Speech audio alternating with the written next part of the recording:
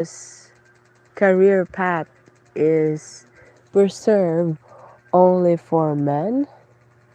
Is it based on the general gender war just to complement others' values in terms of their own gender? So, what I'm supposed to say is working or having a career doesn't defend or doesn't rely to the gender base.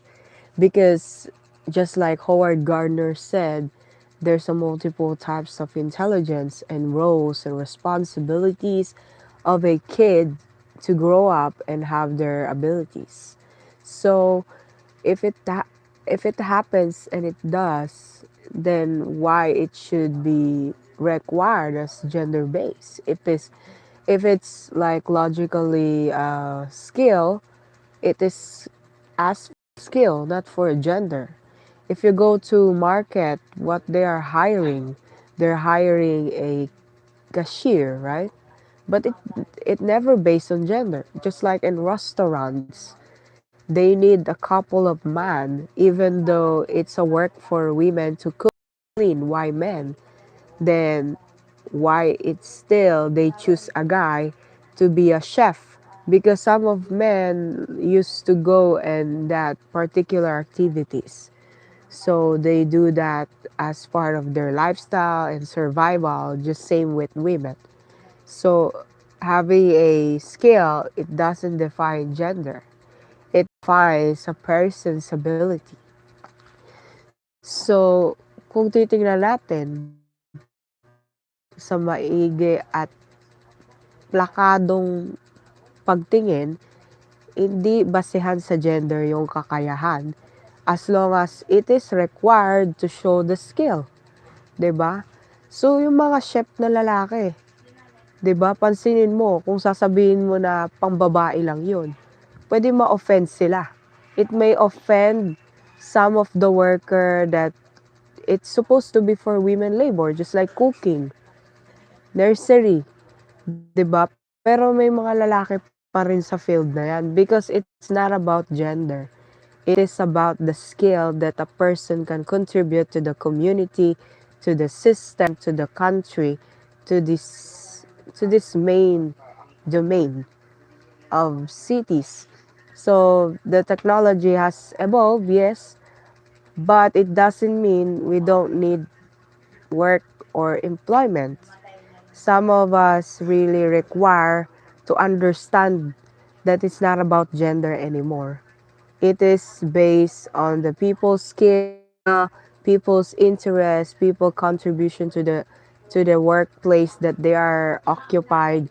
So kung titignan mo maigi, hindi na siya gender talaga. So may nagsasabing mga lalaki, ang babae para lang sa kusina, para lang sa bahay sila. Pero bakit mas marami ding chef na lalaki? So it's not about gender. So you're talking about the skill, you're talking about the talent, you're talking about the ability. So para sa taong yon at hindi yon sa gender. So when you say gender, it is a standard of society, di ba? But when you say it is about the skill, it doesn't define the sexuality or the gender. It defines the action, the perseverance to do the task, the skill that they wanted to.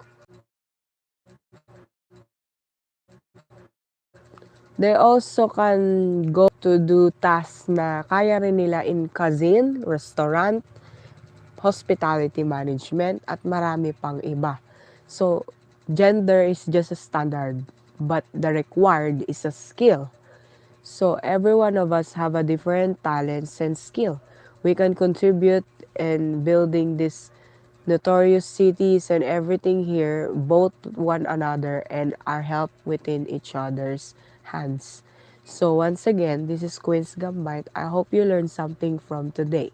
This is a commentary against the norms, patriarchy, and the system that we have to use here in modern society.